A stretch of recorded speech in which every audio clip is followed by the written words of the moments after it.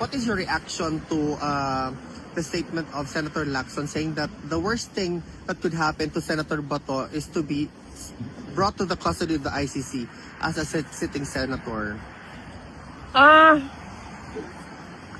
Sa tingin ko lang sa lahat ng tao, sa buhay ng isang tao,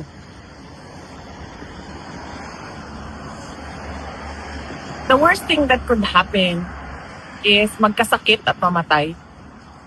Kapag wala kang sakit at hindi ka namatay,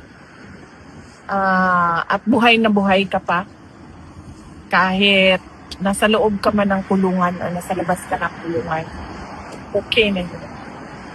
Kasi hindi lahat ng tao ba binibigyan ng 70 years, ng 75 years, ng 80 years ng Diyos. Yung iba, lumabas lang, bumili ng itlog, hindi na nakabalik sa pamilya nila. So, yan na yung pinaka-worst na mangyari sa isang tao.